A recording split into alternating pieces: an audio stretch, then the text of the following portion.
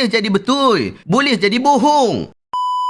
Kritikan terhadap saya. Jom kita tengok video berkenaan sama-sama. Kalau yang berpahaman Mujassimah dan yang fahaman satu lagi tu, dia tak ada ilmu kalam, dia tak mau, dia tak pakai. Sebab itu dia tak erti. Syiah pun ada ilmu kalam, tuan-tuan. Sebab itu dia tak boleh nak terima, dia tak boleh nak faham. Kalau cerita wali-wali ada ilmu kalam, tuan-tuan tengok ada satu tu, Syihabuddin Ahmad duduk Raja Ulah. Dia tak ada tasawuf, dia tak mengaji, dia tak faham benda-benda ni, benda yang berlaku. Karamah al-awliya tu ada.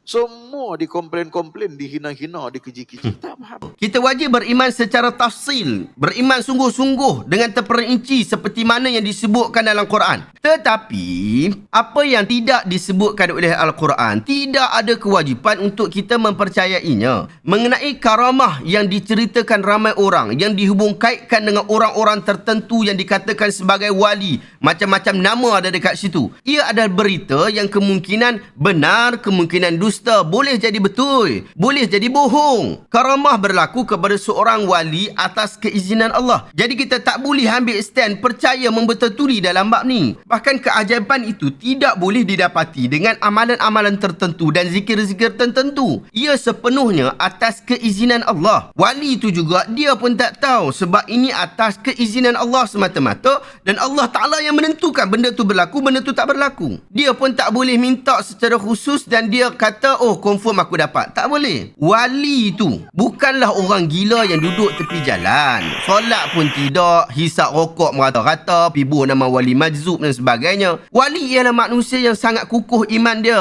sangat kukuh takwa dia, yang paling baik akhlak dia, yang sangat teguh memegang sunnah nabinya dan yang sangat takut pada Tuhan dia.